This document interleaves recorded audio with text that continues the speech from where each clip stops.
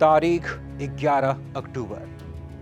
Gaza पट्टी से 400 metre की दूरी पर इजराइल का एक गांव कफर अजा। इजराइल सेना के कुछ जवान गांव में दाखिला लेते हैं। गांव के घरों के दरवाजे खुले हुए थे।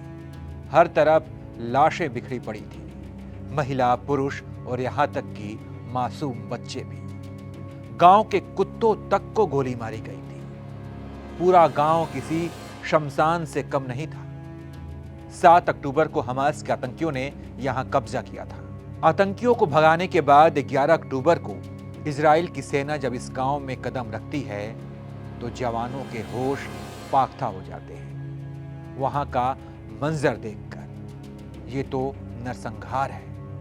हमास की मासूम बच्चों से क्या दुश्मनी थी। एक नहीं, दो नहीं, तीन नहीं, चार नहीं, 40 बच्चों की बेरहमी से हत्या।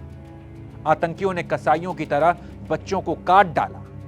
कुछ जवान महिलाओं और पुरुषों को बंधक बनाकर अपने साथ ले गए। वहां की एक तस्वीर ने तो रूह कपा दी। इजराइल के एक सैनिक ने देखा कि एक मां जो पेट से थी उसे आतंकियों ने ऐसे गोली मारी कि मां का पेट फट गया और बच्चा बाहर निकल आया।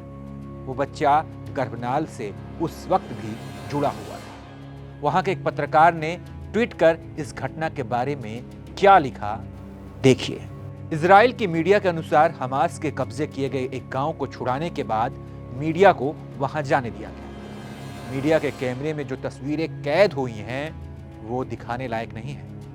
जिन 40 बच्चों के शव मिले हैं उनमें कई दूधमुहे बच्चे हैं। कई बच्चों के सिर उनके धड़ से अलग है।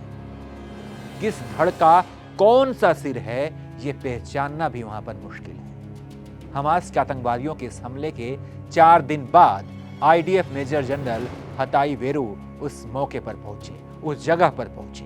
उन्होंने हमास की ज्यादतियों पर तीखी प्रतिक्रिया दी। उन्होंने कहा कि घरों में घुसकर हमले किए गए हैं, पूरे के पूरे परिवार को खत्म कर दिए गए हैं। कफर अजा में ये युद्ध नहीं बल्कि ये नरसंहार है। दुश्मनी कैसी भी हो, लेकिन क्या कोई ये बताएगा कि वो बच्चे जिन्होंने अभी अभी धरती पर कदम रखा, वो बच्चे जो अपनी मां की पेट में हैं और बाहर आने का इंतजार कर रहे हैं, आखिर उनका क्या कसूर था।